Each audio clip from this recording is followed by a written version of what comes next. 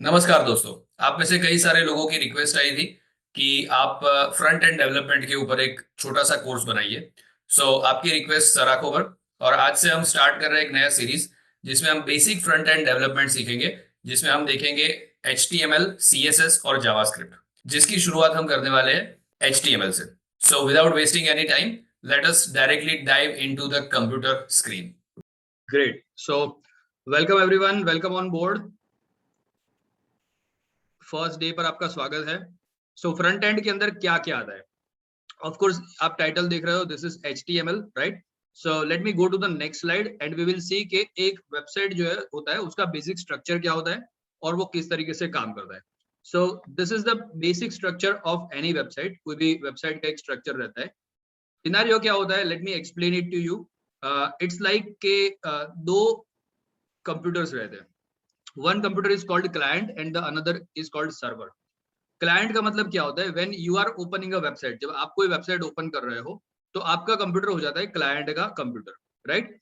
For example, अगर आप wikipedia.com जो है वो ओपन कर रहे हो तो आप एक रिक्वेस्ट भेजते हो। जो आपका ब्राउजर है वो क्या करता है? एक रिक्वेस्ट भेजता है। वो रिक्वेस्ट होती है HTTP या HTTPS। तो क्या डिफरेंस है HTTP और HTTPS में? तो HTTPS जो है it is secured one, right? ये सिक्योर्ड होता है। तो HTTPS तभी मिलता है जब आपका SSL क्लियर हो, SSL आपने लिया हुआ हो। सो SSL एक सिक्योरिटी सर्टिफिकेट जैसा होता है। When you are on SSL तो आपको HTTPS आपकी वेबसाइट को एक्सेस होता है। आपकी वेबसाइट HTTPS बन जाती है और इट इज एनक्रिप्टेड, कुछ एनक्रिप्शन वगैरह रहता है, सो दैट क्या होता है कि हैकर्स उसके ऊपर इजीली अटैक नहीं कर सकते, उनको बहुत प्रॉब्लम होता है, right? Always go for SSL, right? But ये सारी डिस्कशन अभी हमारे लिए पॉइंट नहीं है, उसके बारे में हम डिटेल में आगे देखने वाले, where we will see server hosting और सारा देखेंगे। उस टाइम पे हम ये HTTPS और HTTP दोनों का डिफरेंस डिटेल में देखेंगे। राइट नाउ जैसे ही आप रिक्वेस्ट भेजते हो वो रिक्वेस्ट जाती है सर्वर को। सर्वर मतलब एक ऐसा कंप्यूटर जहां पे wikipedia.com वेबसाइट का सारा डेटा और खुद वेबसाइट पड़ी हुई है। आपको पता था कि हम हमारा जो 5 डेज व्हाट्सएप क्लास हुआ उसमें मैंने आपको बताया था कि आपको होस्टिंग परचेस करना है तो होस्टिंग आपको होस्टिंगर से परचेस करना है। तो होस्टिंगर क्या होता है? होस्टिंगर आपको एक कंप्यूटर दे देता है। कंप्यूटर मतलब एक वर्चुअल एक कंप्यूटर दे देता है आपको। उस कंप्यूटर में कुछ जीबी का हार्ड डिस्क रहता है जिसपे आप सारी की सारी वेबसाइट्स का, आपका जितने भी वेबसाइट्स आप होस्ट करना चाहते हो, जितने भी वेबसाइट का आप डेटा रखना चाहते हो, वो सारा डेटा उस कंप्यूटर पे रहेगा। वो कंप्यूटर 24 आवर्स 365 डेज ऑन रहेगा, कभी भी वो कंप्यूटर बंद नहीं होगा। सपोज आज मैं ऐसा मानता हूं, मैं ऐसा सोचता हूं सपोज कि मैं कोई होस्टिंग सर्विस नहीं खरीदूंगा, मेरा जो कंप्यूटर है उसी को मैं क्या कर दूंगा, इसी को मैं एज अ सर्वर यूज करूंगा, राइट? मैं ऐसा सोच लेता हूं कि I will now use this computer जिसके ऊपर आज मैं अभी जूम मीटिंग कर रहा हूं, उसी को मैं एज अ सर्वर यूज करूंगा। तो क्या मैं कर सकता हूं? ऑफ कोर्स कर सकता हूं। मैं मेरी वेबसाइट इसी कंप्यूटर पे रख सकता हूं और मैं ऐसा भी इसको सर्वर बना सकता हूं सो दैट कि कोई भी जो रिक्वेस्ट आती है वेबसाइट से, वेब सर्वर से, ये जो क्रोम ब्राउजर से या www से जो रिक्वेस्ट आती है वो रिक्वेस्ट मेरे इस कंप्यूटर पे आएगी और मेरा ये computer as a server behave करेगा और वो क्या करेगा, उस सर्वर को हिसाब से रिस्पॉन्ड करेगा। मैं ऐसा कर सकता हूँ, but there are many drawbacks of making our computer server. पहली बात तो ये है कि मेरा कंप्यूटर अगर स्लो है तो मेरी वेबसाइट स्लो हो जाएगी। अगर मैं i3 है या i5 वगैरह यूज करता हूँ तो मेरी वेबसाइट ऑफ कोर्स स्लो हो जाएगी। क्यों? क्योंकि उसकी इतनी स्पीड नहीं रहती है कि वो इतने सारे रिक्वेस्ट को एक साथ हैंडल कर सके। क्योंकि मैं ऑब्वियसली मैं ऐसा ही सोचूंगा कि जब भी मैं वेबसाइट बनाऊंगा तो वो वेबसाइट हजारों लोग देखने वाले हैं। So there is going to come 100, 200, 300 और मे बी 1000 और 2000 request at a time. 2-3000 request हर वक्त आती रहेगी, राइट? इंटरनेशनली सब जगह से आती रहेगी। तो my computer must be that much powerful so that it can handle all this thousands of request. वो सारे रिक्वेस्ट को एक साथ फटाफट से हैंडल कर सके, उतना पावरफुल मेरा कंप्यूटर होना चाहिए। सेकंड थिंग, मेरे कंप्यूटर में SSD होना चाहिए। SSD का मतलब होता है सॉलिड स्टेट ड्राइव, या फिर जो हमारा हार्ड डिस्क होता है उसी का एडवांस्ड वर्जन आप समझ सकते हो SSD। तो SSD जो होता है वो वेरी फास्ट हार्ड डिस्क होता है। अभी के कंप्यूटर्स के अंदर SSD आता है, so you can have SSD। तो जितना SSD, लेट्स से 256 जीबी का SSD आपने लिया हुआ है, तो आप वो 256 जीबी में से आपका जो ऑपरेटिंग सिस्टम है वो लगभग 40-50 जीबी आपका ऑपरेटिंग सिस्टम ले लेगा और बाकी के ऑलमोस्ट 200 जीबी में आप आपका डेटा जो है वेबसाइट का सेव कर सकते हो। तो क्या होता है कि बिकॉज SSD फास्ट होती है तो वो रिक्वेस्ट को इजीली हैंडल कर पाती है। अगर आप बोलते हो कि मेरे कंप्यूटर में 1 टेराबाइट का हार्ड डिस्क है, मैं उसमें वेबसाइट का डेटा स्टोर करूंगा, तो आपकी वेबसाइट लोड होने में टाइम लगाएगी। और there is something that is called SEO, मतलब एसईओ का मतलब होता है सर्च इंजन ऑप्टिमाइजेशन। देखो आपने देखा होगा कि जैसे ही मैं सर्च करता हूँ कुछ भी गूगल में, आप सर्च करते हो तो कुछ वेबसाइट्स जो है वो पहले 1 2 3 4 5 नंबर पे आ जाती है। क्यों आती है वो 1 2 3 4 5 नंबर पे? Because of many reasons. पर उस सभी रीजन को एक वर्ड में बोलते हैं, उसको बोलते हैं सर्च इंजन ऑप्टिमाइजेशन। तो जो सर्च करने वाला इंजन रहता है, जैसे कि गूगल एक सर्च इंजन है, वो उसके ऊपर जब कोई सर्च करता है तो कौन सी वेबसाइट्स पहले आएगी, वो सब के अंदर एक क्राइटेरिया गूगल का ये भी रहता है कि जिस वेबसाइट को लोड होने में ज्यादा टाइम लगता है वो वेबसाइट पहले 5 या 10 रिजल्ट के अंदर 100% नहीं दिखेगी। तो अगर मैं मान लो मेरी वेबसाइट पे कुछ सेल कर रहा हूँ, फॉर एग्जाम्पल मैं कुछ इलेक्ट्रॉनिक गुड्स सेल कर रहा हूँ और मेरी वेबसाइट मैंने अपने ही कंप्यूटर में होस्ट की है और उसको मैंने हार्ड डिस्क के अंदर रखा हुआ है, तो उसको लोड होने में टाइम लगने वाला है। तो जो भी यूजर सर्च करेंगे कि मुझे डिजिटल कैमरा खरीदना है, तो मेरी वेबसाइट पहले 10 में नहीं आएगी और इसकी वजह से मुझे बहुत लॉस होगा। सो आई डोंट वांट दैट। तो वो मेरी वेबसाइट का पर्पस नहीं रहेगा। इसलिए मुझे क्या करना पड़ेगा, उसको एसएसडी के अंदर स्टोर करना पड़ेगा। And I will need minimum i7 processor. मुझे मिनिमम i7 तो प्रोसेसर रखना पड़ेगा, तभी जो है वो मेरी वेबसाइट अच्छे से लोड हो पाएगी और अच्छे से चल पाएगी। नाउ ये अगर i7 वाला कंप्यूटर, अगर कुछ 256 जीबी की एसएसडी वाला कंप्यूटर अगर मैं परचेस करने के लिए जाऊंगा, it will be costing me around 1 lakh rupees, लगभग 1 लाख रुपए के आसपास में वो होगा। जैसे I will give you example of my laptop जिसके ऊपर अभी मैं काम कर रहा हूँ। It is Lenovo Legion Y520, right? So उसी का मैंने आपको कॉन्फ़िगरेशन बताया। It is i7, it is 256 GB of SSD plus उसके अंदर जी फोर्स का ग्राफिक्स कार्ड है, जीटीएक्स ग्राफिक्स कार्ड है, there are lot of stuff as well. 16 GB उसके अंदर रैम है। सो ये जो कंप्यूटर है उसकी प्राइस जो है वो 1,20,000 के अराउंड है। सो दैट्स उतना मुझे खर्चा करना पड़ेगा, लगभग 1 लाख रुपए का मेरा कंप्यूटर आएगा। एंड वो कंप्यूटर मैं और किसी काम में नहीं यूज कर सकता। Why? Because if I use it for other work तो उस कंप्यूटर के ऊपर लोड पड़ेगा, तो वो कंप्यूटर मुझे साइड में रख देना पड़ेगा। 1 लाख रुपए का, 1.25 लाख रुपए का कंप्यूटर जो आने वाले 3 4 5 साल तक मेरी वेबसाइट को होस्ट करेगा, राइट? तो now that is not a profitable barter. वो एक अच्छा सौदा नहीं है। क्यों? क्योंकि इतना सारा आप इन्वेस्टमेंट कर रहे हो, जबकि उससे कई कम प्राइस के अंदर आप होस्टिंग खरीद सकते हो प्रोफेशनल वेबसाइट से। और प्रोफेशनल से क्यों खरीदना, हमारे पे क्यों नहीं?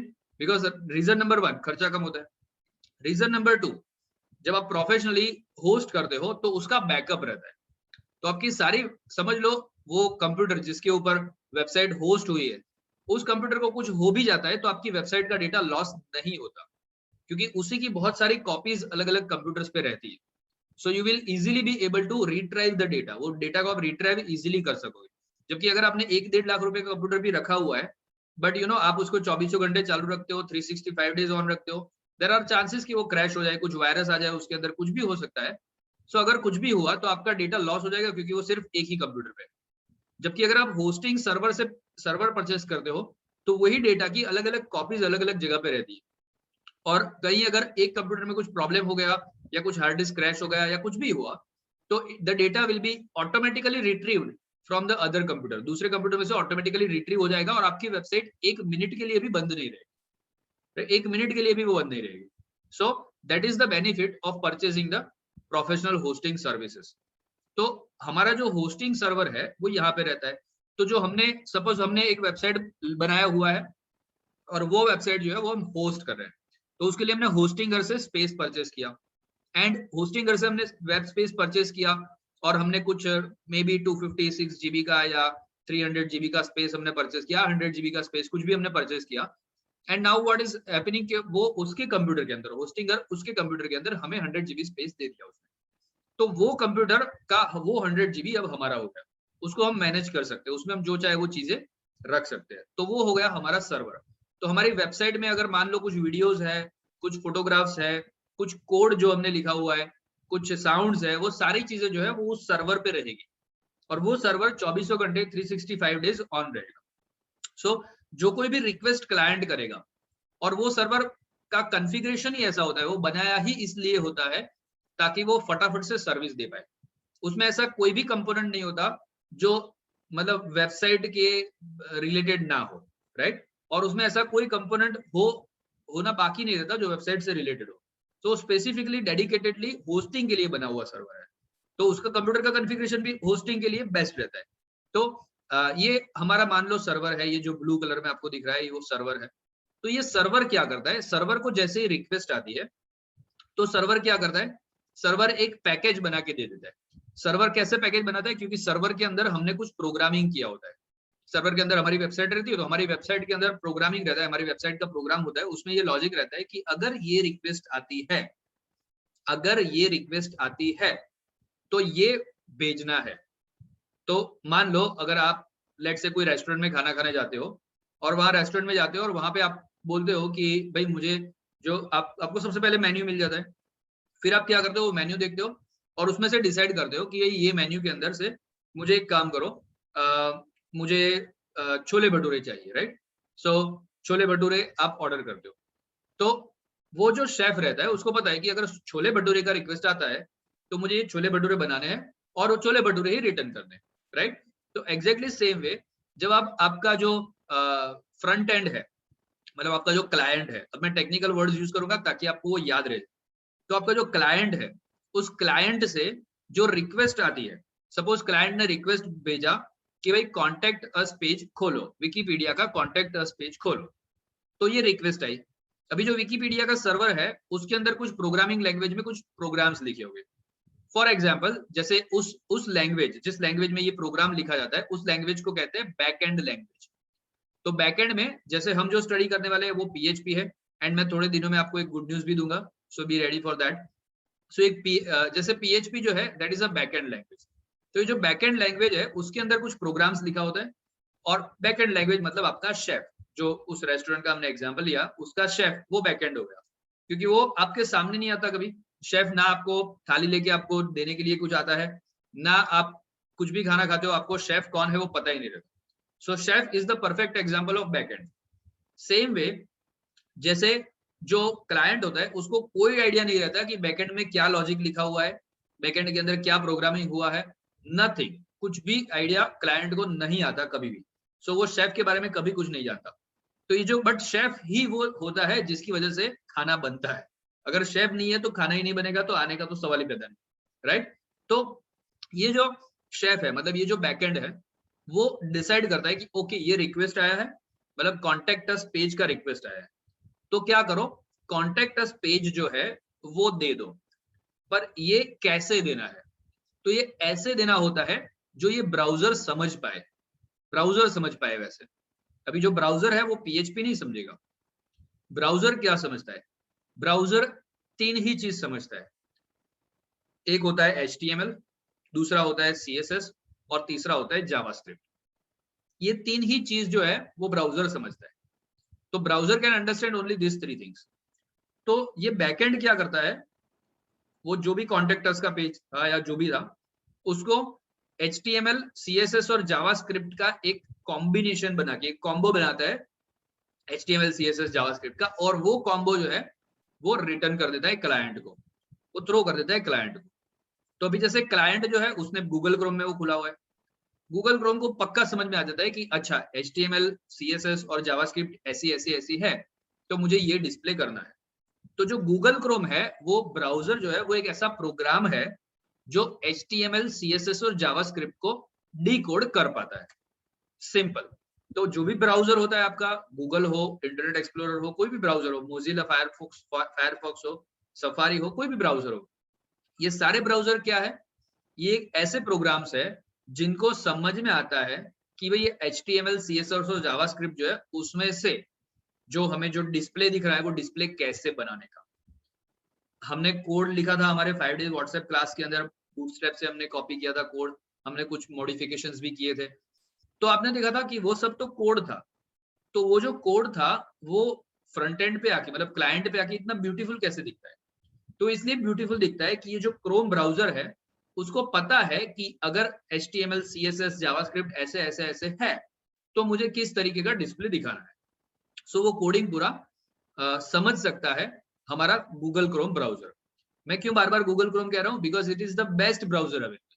अगर आप कोई दूसरा ब्राउजर यूज करते हो तो I would highly recommend you to switch to Google Chrome. Why? Because it supports everything, वो सबको सपोर्ट करता है। अगर आप चाहो तो मोजिला फायरफॉक्स भी यूज कर सकते हो, safari which is not nowadays उतना पॉपुलर नहीं है, उसको भी आप यूज कर सकते हो।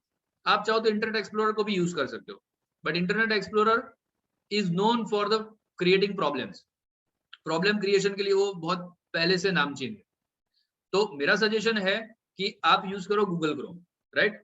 और दूसरा रीजन, क्योंकि ऑलमोस्ट आई गेस 90% पॉपुलेशन तो गूगल क्रोम ही यूज करती है।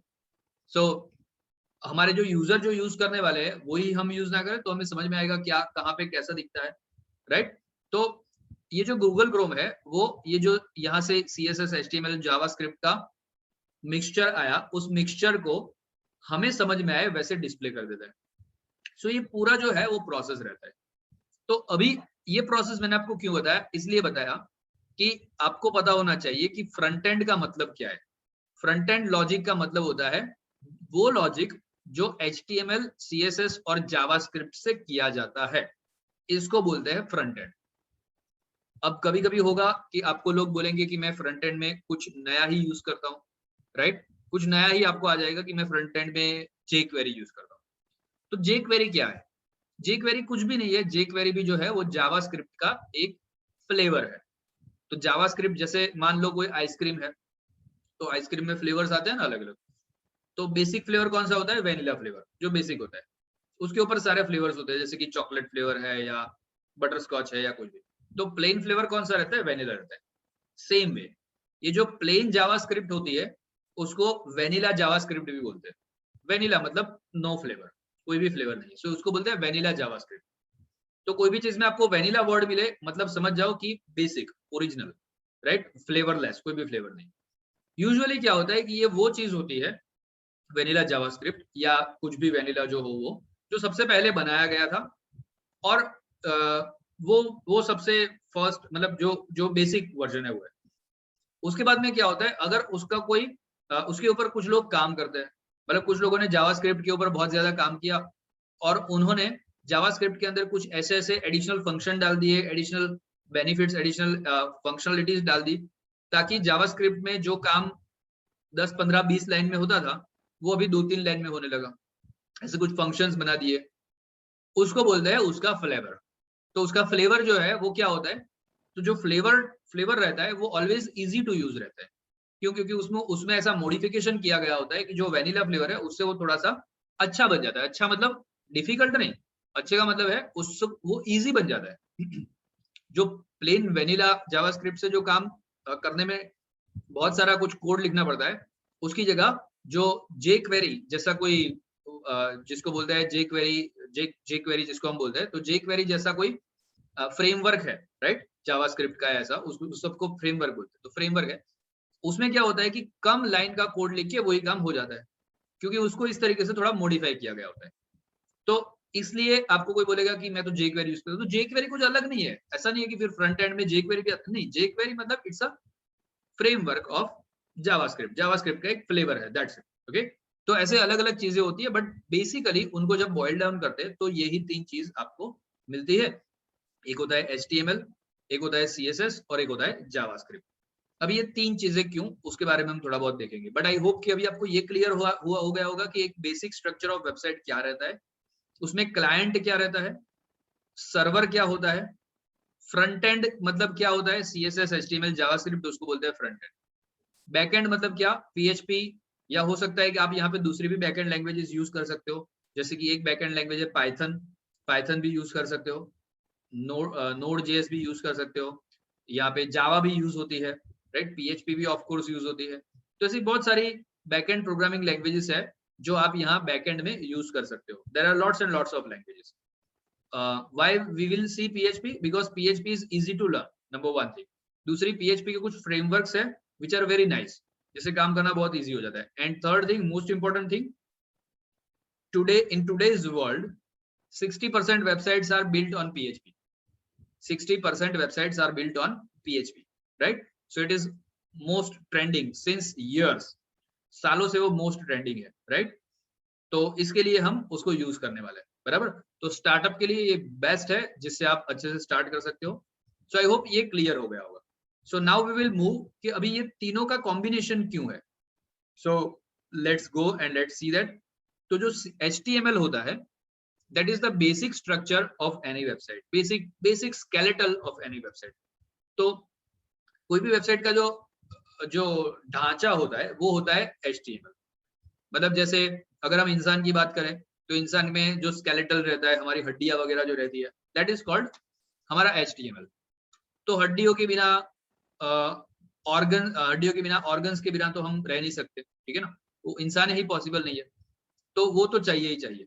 उसके बिना और कुछ भी पॉसिबल नहीं है। अगर कोई इंसान का मतलब कुछ बॉडी के कोई पर्टिकुलर पार्ट नहीं है तो वो चलेगा, बट उसका स्केलेटल तो होना ही चाहिए, राइट? किसी का एक हाथ नहीं होता, किसी की एक आंख नहीं होती, ऐसा कभी कभी होता है, बट वो इंसान रहता है क्योंकि उसका स्केलेटल है। ऐसा आपने कभी कोई इंसान नहीं देखा होगा कि जिसका स्केलेटल नहीं, right? Because it is not possible. तो सेम वे कोई भी वेबसाइट है, आप कोई भी बैकएंड लैंग्वेज यूज करो, राइट? आप CSS यूज करो, जावास्क्रिप्ट यूज करो, कुछ भी करो, बट HTML इज मस्ट। यही वो है जहाँ पे वो सारा जो मतलब स्केलेटल जो है वो रहता है। ये थोड़ा डिटेल में भी समझाऊंगा मैं इसको। देन आता है CSS।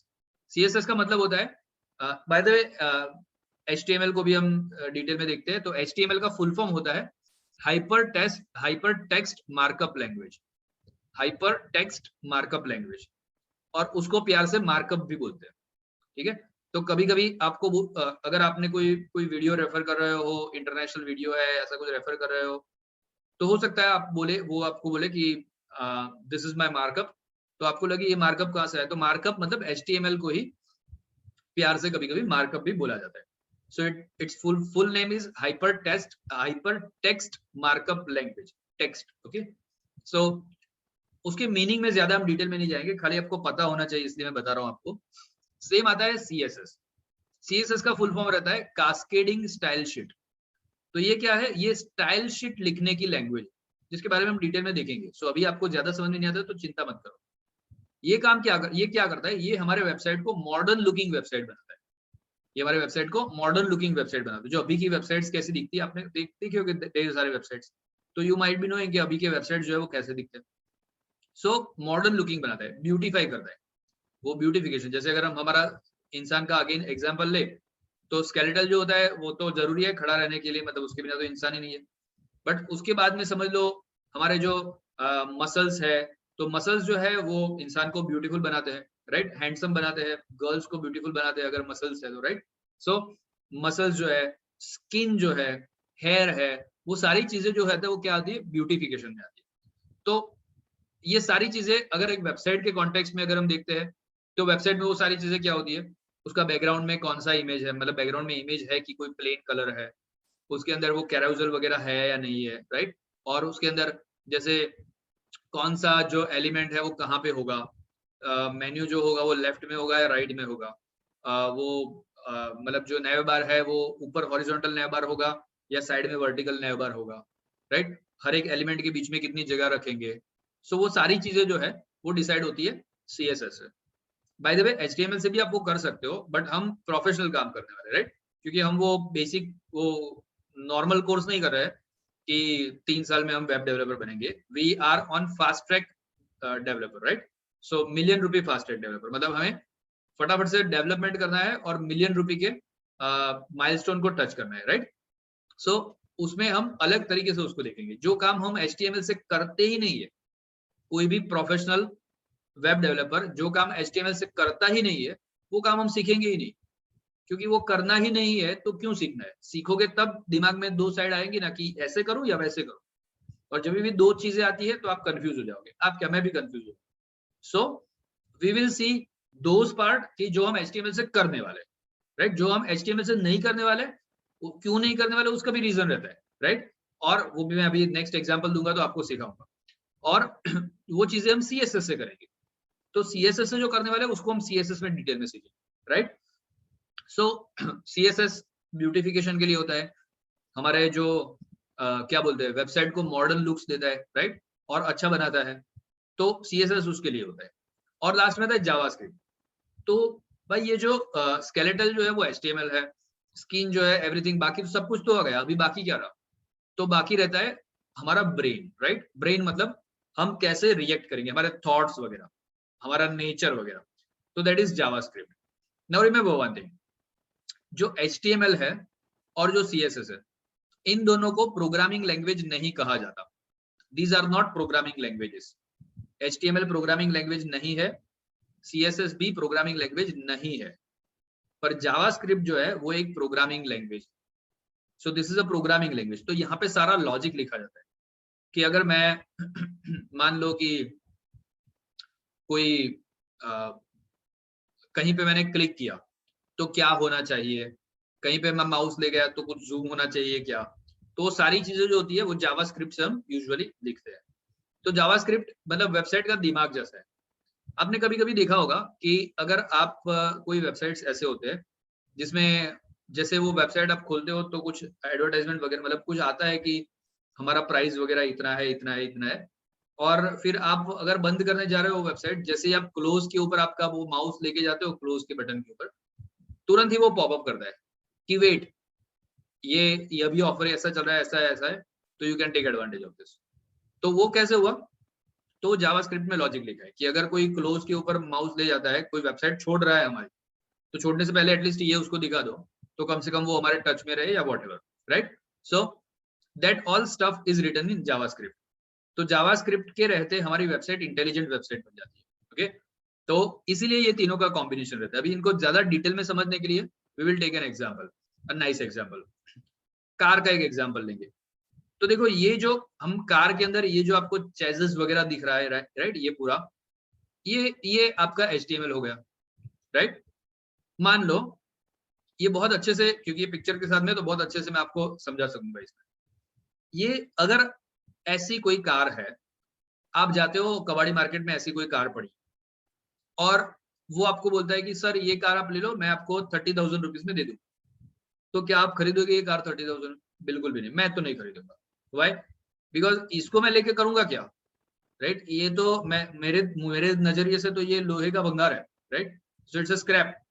तो मैं 30,000 रुपए में स्क्रैप लेके खरीदू करूंगा क्या उसका? तो अकेला HTML वाला वेबसाइट का यही हाल होता है।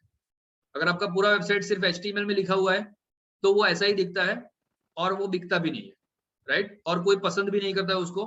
और अगर आप उसको बोलते हो किसी को कि यार ये देख तो मैंने कैसा बनाया वेबसाइट, तो वो बोलेगा कि क्या बनाया है यार तूने। अगर आपके मुंह पे अगर बोल भी दिया कि नहीं यार बहुत अच्छा बनाया है, पर फिर भी वो दिमाग में तो वही बोलेगा कि तेरे में दिमाग है क्या, दिखा रहा है तू मुझे, इतना घटिया चीज कोई दिखाता है क्या?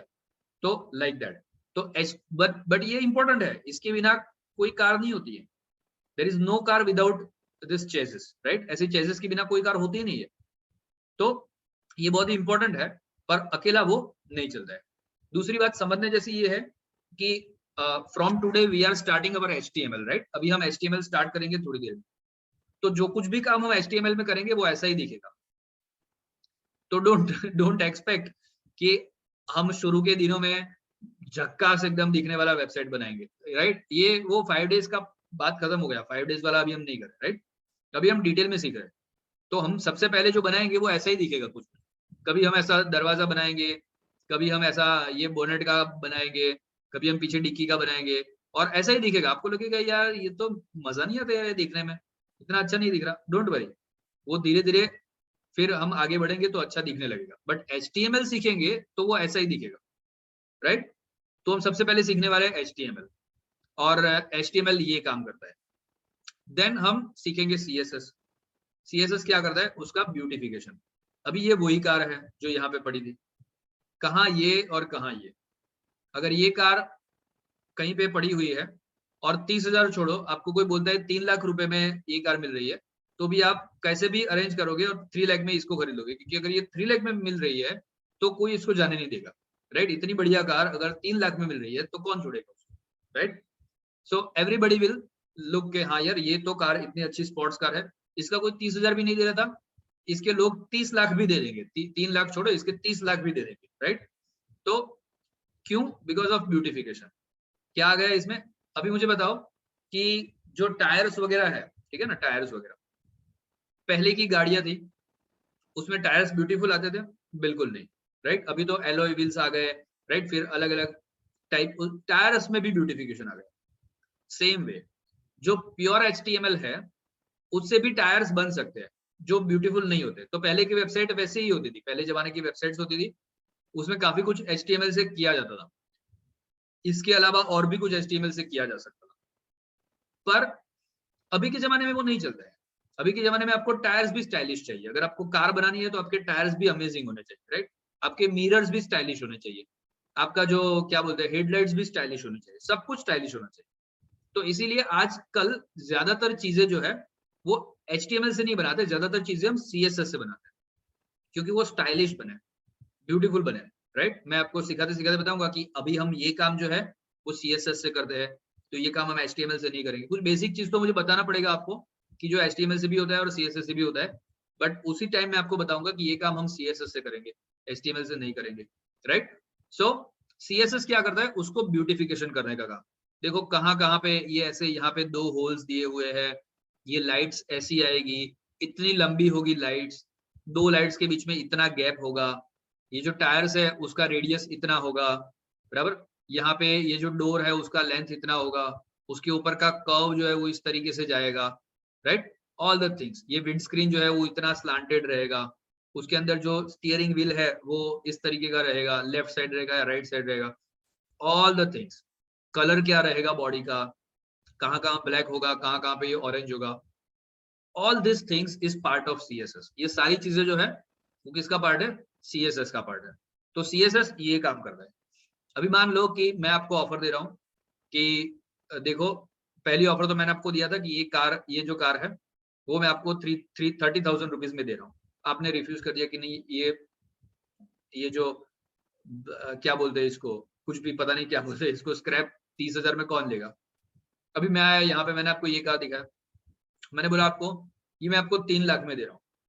तो आई डोंट थिंक आप में से कोई भी है जो रिफ्यूज करेगा इस ऑफर को, राइट? तो आप तुरंत ही एग्री हो गए, यार ग्रेट ग्रेट ग्रेट ग्रेट, आप देख के बोले बहुत अच्छा है, 3 लाख का किधर से भी बंदोबस्त करो, फटाफट से ये कार हाथ से निकल जाएगी, उससे पहले हम खरीदेंगे करके आप 3 लाख इकट्ठा करके लेके आए। एंड किसी ने आपको सलाह दी कि भाई तू ये कार ले रहा है तो किसी एक्सपर्ट को दिखा भी दे। तो वो आया आपके साथ में और आपने बोला कि ये मेरा फ्रेंड है, एक्चुअली ये भी देखना चाहता है कार, अगर वो हाँ बोलता है तो मैं ले लूंगा, मैं रुपए लेके आया। ऐसा ओके। तो वो अंदर जाके बैठता है, सब कुछ देखता है, बहुत अच्छा बोलता है, हाँ बहुत अच्छी कार है। फिर अचानक से आगे आता है और वो बोनेट खोल के देखता है, और बोनेट खोल के देखता है तो उसके अंदर इंजन ही नहीं है। अभी बोलो आप उसका 3 लाख रुपए दोगे? उसमें वो पूछते हैं मेरे को कि सर इंजन किधर है? बोले नहीं इंजन नहीं है इसमें, ये इंजन इंजन वगैरह की कार है ये। तो बोला ये चलेगी कैसे? तो चलेगी कुछ नहीं, आप धक्का मारो वैसे चलेगी। तो would you purchase this car in 3 lakh rupees? आप 3 लाख में इसको खरीदोगे? बोले नहीं यार, ये इंजन नहीं है तो उसका क्या करेंगे 3 लाख रुपए में? धक्के मार के थोड़ी चलेगी, इतनी खूबसूरत कार अगर धक्के मार के चला रहे तो उल्टा इज्जत जाएगी, राइट? तो इंजन तो चाहिए। तो what is engine? Engine is your JavaScript. जब जावास्क्रिप्ट आप लिखते हो तो वो अच्छी सी ब्यूटीफुल सी गाड़ी है, उसके अंदर क्या आ जाता है? इंजन आ जाता है, जो कि हमारे कार को ड्राइव करता है। तो तब पता चलता है कि फर्स्ट गियर में डाला तो ऐसे ऐसे ऐसे जाएगा, सेकंड में डाला तो इतनी स्पीड तक जा सकता है, थर्ड में डाला तो इतना, ऑटोमेटिक गियर्स रहेंगे या मैनुअल गियर्स रहेंगे, फिर रिवर्स में जाएगा तो इस तरीके से जाएगा। ऑल द लॉजिक, सारा जो लॉजिक है वो, ये जो इंजन आप बोलते हो दैट इज कॉल्ड जावास्क्रिप्ट। तो वैसा ही होता है, जो हमने 5 डेज के अंदर वेबसाइट बनाई थी वो ऐसी थी, बगैर इंजन के कार वाली। देखो उसमें हमने जो 5 डेज में वेबसाइट बनाई थी उसमें फॉर्म कोई फिलअप करता है, फिर सबमिट करता है तो क्या होता है? कुछ भी नहीं होता है, वो डेटा लॉस हो जाता है, राइट? क्योंकि उसमें कोई जावास्क्रिप्ट थी नहीं, राइट? उसमें खैर बैकएंड भी नहीं थी उसकी वजह से, बट उसमें जावास्क्रिप्ट नहीं थी, so that was not intelligent website. दिखती बहुत बढ़िया है, तो पहली नजर में तो कोई भी बोलेगा कि हाँ यार ये तो बहुत बढ़िया वेबसाइट है, पर जैसे ही वो आगे समझेगा थोड़ा बहुत, उसको समझ में आ जाएगा ना यार ये तो, इसमें तो इंजन ही नहीं है, राइट? तो वो खैर उसमें इंजन था, बेसिकली उसमें हमारा बूटस्ट्रैप का जावास्क्रिप्ट था, आई थिंक, मुझे याद नहीं है, but it was there I think, but it's not a fully fledged website, right? तो वो इस तरीके की वेबसाइट जैसी है, दिखने में बहुत अच्छी है और लोगों को ये चाहिए बाय द वे, क्योंकि सपोज कोई गैरेज वाला है जो इंजन बनाने का काम करता है, उसको तो यही चाहिए ना कि मुझे तू ये कार बना के दे दे, मैं उसमें इंजन डाल के बेचूंगा, तो same way it is demanded. ऐसा नहीं है कि वो किसी काम की नहीं है, लोग खरीदते हैं वैसी वेबसाइट को जो इंजन बनाने वाले होते हैं, राइट, जो दूसरी सॉफ्टवेयर कंपनीज वगैरह होती है, वैसी वेबसाइट चाहिए उनको कि तुम मुझे अच्छा सा डिजाइन बना के दे दो, मैं उसमें इंजन फिट करके भेज दूंगा, लाइक दैट। तो पर अच्छा होगा ना अगर हमको तीनों ही चीजें आती है, तो why not we do all the stuff, right. So JavaScript is like our engine. So I hope यहाँ तक क्लियर हो गया होगा आपको कि किस तरीके से HTML, CSS और जावास्क्रिप्ट जो है वो काम करते हैं। So let us go and see something in detail in HTML। तो HTML की चीजें कुछ हम देखेंगे। तो देखो HTML के अंदर मैं आपको सबसे पहले तो ले जाऊंगा हमारे विजुअल स्टूडियो कोड के ऊपर। तो let me just one minute please, मुझे विजुअल स्टूडियो कोड ओपन करना है एंड एक नया फोल्डर क्रिएट करना है।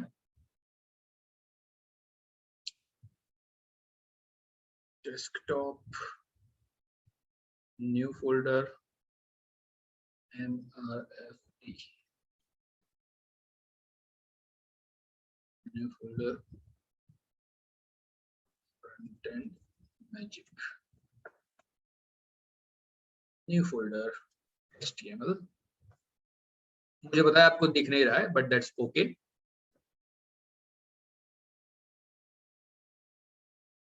So I'm going to make here, I'm going to open this folder with Visual Studio Code। तो मैंने Visual Studio Code से ये फोल्डर को ओपन किया हुआ है एंड यहाँ पे मैं पहला फाइल बनाऊंगा हमारा and let me call it one.html। ठीक है, सिंपल नाम रखते हैं, इजीली समझ में आ जाएगा। तो why we choose Visual Studio Code, क्योंकि वो हमें बहुत कुछ सपोर्ट करता है। कैसे सपोर्ट करता है? सबसे पहले हमें क्या करना है, हमें सबसे पहले ये समझना है जिसको बोलते हैं बॉयलर प्लेट कोड। तो what is boiler plate code?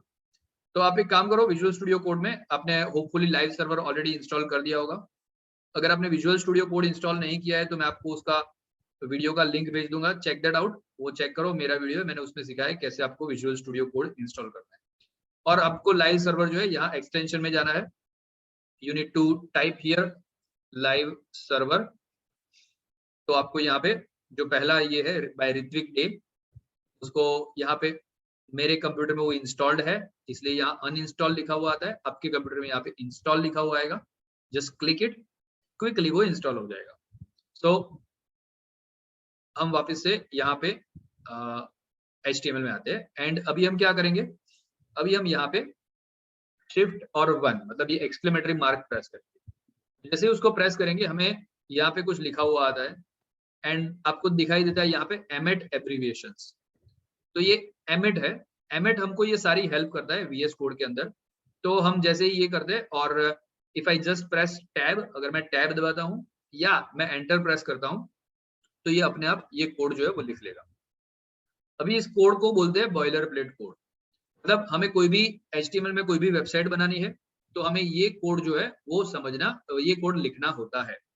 Thank God कि हम विजुअल स्टूडियो कोड यूज कर रहे हैं, इसलिए वो अपने आप टाइप हो जाता है, हमें कुछ करने की जरूरत नहीं पड़ती, पर इसको हमें समझना जरूरी है। तो let us understand it little bit, इसको हम पहले समझते हैं। और इसको बोलते हैं बॉयलर प्लेट कोड। तो मैं यहाँ पे एक टाइटल लगाता हूँ बॉयलर प्लेट कोड। देखो यहाँ पे अगर मैं इसको अभी रन करूँ लाइव सर्वर से, right click and open with live server, ये एक रास्ता है, आप लाइव सर्वर से ओपन कर सकते हो। दूसरा रास्ता है आप यहाँ पे गो लाइव होगा कहीं पे, गो लाइव यहाँ पे दिख नहीं रहा अभी, बट देयर इज आपके यहाँ पे गो लाइव लिखा हुआ आएगा। आई डोंट नो मेरे पे कहाँ गायब हो गया, बट अगर आप गो लाइव पे क्लिक करोगे तो भी लाइव सर्वर खुल जाएगा। एक कुछ स्पीडोमीटर जैसा कुछ दिखता है और वहां पे गो लाइव लिखा होता है। So let us right click on this and open with live server में क्लिक करता हूँ। सो वो लाइव सर्वर पे ओपन हो जाएगा और यहाँ पे मुझे कुछ भी दिखाई नहीं दे रहा है by the way, but at least वो ओपन हो गया है, one.html आपको देख सकते हो। So let me close this. अभी मैं यहाँ पे लिखता हूँ this is called boiler plate code. तो बॉयलर प्लेट कोड ऐसा मैं यहाँ पे लिखता हूँ, बराबर। और इसको सेव करता हूँ, फिर से मैं राइट क्लिक करता हूँ और मैं open with live server one more time, right click open with live server करता हूँ। देखो यहाँ पे बॉयलर प्लेट कोड लिखा हुआ आ गया, मुझे तो वो नहीं चाहिए था, मैंने तो आपको समझाने के लिए ही लिखा था कि भाई ये बॉयलर प्लेट कोड इसको बोलते हैं। बट अगर आपने प्रोग्राम के अंदर कुछ भी लिखा है तो वो तो वहां स्क्रीन के ऊपर आ जाएगा। तो वी डोंट वांट कि वो स्क्रीन के ऊपर आए, ये पार्ट जो है वो स्क्रीन के ऊपर आए, ऐसा हम नहीं चाहते। इसलिए हम क्या करेंगे, इसको कमेंट कर देंगे। तो कमेंट करने के लिए क्या रहता है, ये HTML के अंदर आपको ये लिखना पड़ता है, ट्रायंगुलर ब्रैकेट ब्रैकेट, फिर ये एक्सक्लेमेटरी मार्क, ऐसा करना होता है। कमेंट जहाँ पे खत्म होती है वहां पे दो डैश ट्रायंगुलर ब्रैकेट, ऐसा। तो दिस इज कॉल्ड कमेंट। इसके बीच में जो कुछ भी है वो कमेंट हो जाता है। अभी ये इतना लंबा लिखना इट्स अ डिफिकल्ट टास्क, तो इसके लिए थैंक गॉड अगेन कि हम विजुअल स्टूडियो कोड यूज कर रहे हैं। अगर हमें कुछ चीज कमेंट करनी है, हम क्या करते हैं, सिंपली उस लाइन में कहीं पर भी हो सकते हैं हम, हो सकता है हम बिगिनिंग में हो सकता है एंड में हो सकता है बीच में कहीं पर है। अगर हम कंट्रोल और स्लैश प्रेस करेंगे तो अपने आप आगे जो लगाना है वो लगा देगा, पीछे जो लगाना है वो लगा देगा और उसको कमेंट बना देगा। क्या प्रेस करना है, कंट्रोल एंड स्लैश। स्लैश वो बटन है जो आपके शिफ्ट के बाजू में है। दो शिफ्ट होते हैं कंप्यूटर के अंदर, उसमें जो राइट वाला शिफ्ट है उसके बाजू का बटन जो क्वेश्चन मार्क भी जिसके ऊपर बना हुआ है, उसको आप शिफ्ट के साथ दबाओगे तो क्वेश्चन मार्क टाइप होगा, बगैर शिफ्ट के दबाओगे तो स्लैश टाइप होगा। तो वो स्लैश प्रेस करना है पर अकेला नहीं, कंट्रोल बटन के साथ में। तो कंट्रोल और स्लैश टाइप करोगे वो लाइन कमेंट हो जाएगा। अगर आपको लगा नहीं नहीं तो गलती से कमेंट हो गया, फिर से कंट्रोल एंड स्लैश प्रेस करो, वापस से वो अनकमेंट भी हो जाएगा। Let us comment this right now. अभी मैं इसको सेव करूंगा और वहां लाइव सर्वर में दिखूंगा वो चला गया है। क्यों? क्योंकि अभी वो कमेंट हो गया है, तो it is not going to be printed, वो प्रिंट नहीं होने वाला है। उसको HTML छोड़ देगा कि ये मेरे काम का नहीं, इसको छोड़। Now let us see the next one. Next one is this doc type HTML।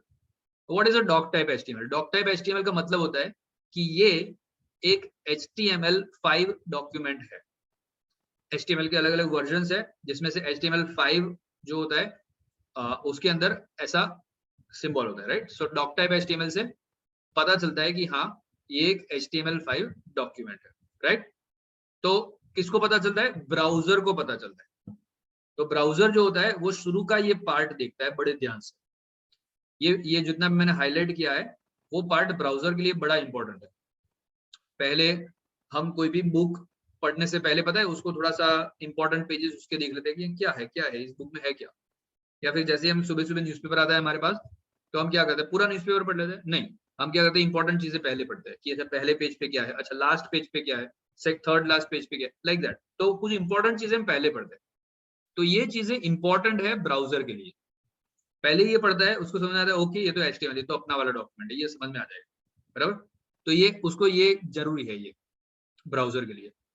उसके बाद में क्या होता है, उसके बाद में यहाँ पे ये स्टार्ट हुआ, इसको बोलते हैं HTML टैग। इसको क्या बोलते हैं? HTML tag. ये टैग क्या होता है? टैग वो होता है जो हमको खोलना पड़ता है और उसको बंद करना पड़ता है। तो जरा मैं यहाँ HTML को हाईलाइट करूंगा तो आपको दिखेगा कि ये रहा दूसरा टैग। तो ये HTML का टैग हमने ओपन किया है और उसी HTML के टैग को हमने यहाँ पे क्लोज किया है। तो HTML के अंदर जो कुछ भी लिखते हैं वो हम HTML के टैग के अंदर लिखते हैं। किसको इससे समझ में आता है? ब्राउजर को समझ में आता है कि अच्छा इन दोनों के बीच में है, वो मुझे एग्जीक्यूट करना है, राइट। तो ये टैग है। टैग कैसे ओपन करते हैं? एक ट्रायंगुलर ब्रैकेट करो, फिर वो टैग का नाम लिखो, और अगर उसमें कुछ है जैसे यहाँ पे लिखा हुआ है ना कि लैंग EN, इसका मतलब होता है लैंग्वेज इंग्लिश, राइट।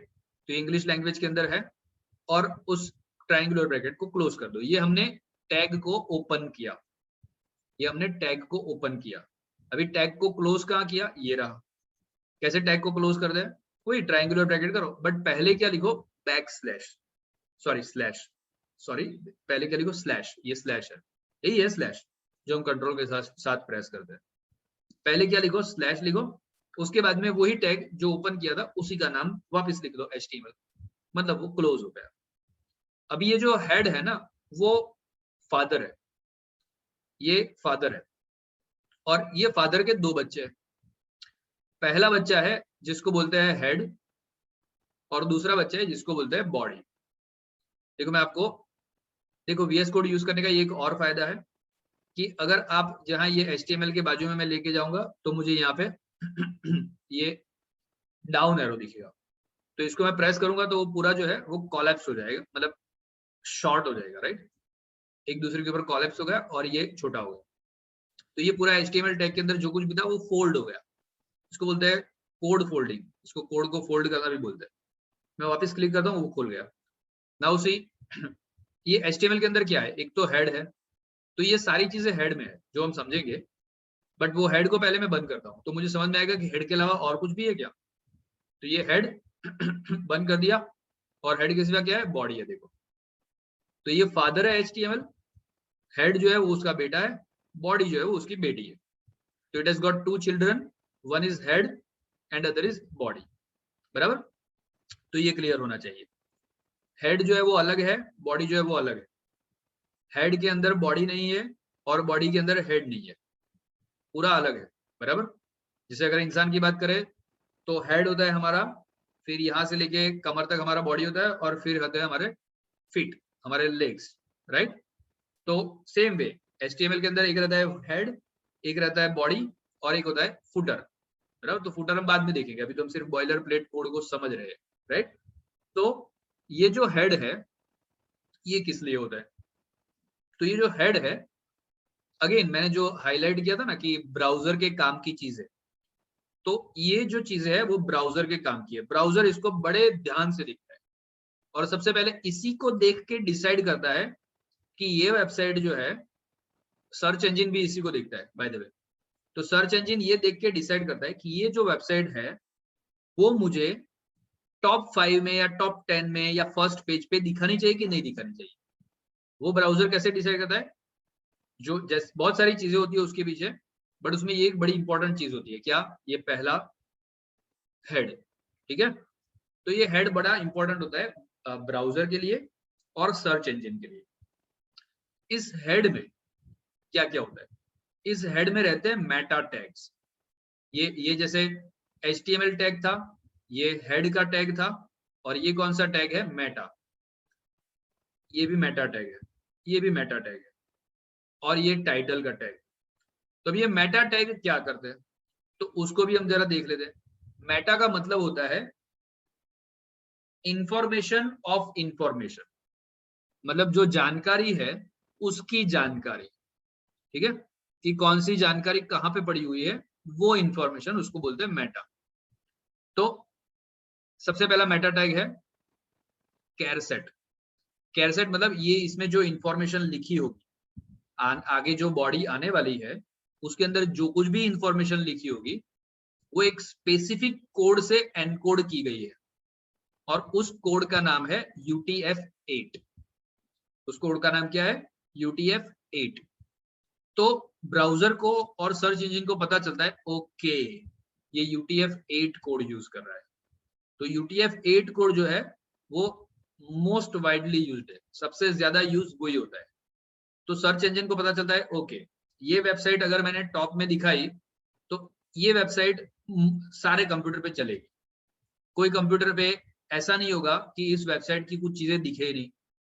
जैसे कुछ अलग लैंग्वेजेस होती है, तो कभी कभी वो अलग लैंग्वेजेस जो है वो हमारे कंप्यूटर पे स्क्वायर स्क्वायर स्क्वायर बना के दिखती है, वो दिखती नहीं है। क्यों, क्योंकि शायद वो UTF-8 के अंदर एनकोड नहीं किया गया है, वो किसी और कोडिंग सिस्टम में एनकोड किया गया है। तो हमारे सिस्टम के अंदर वो लैंग्वेज के फॉन्ट्स वगैरह दिखते ही नहीं है।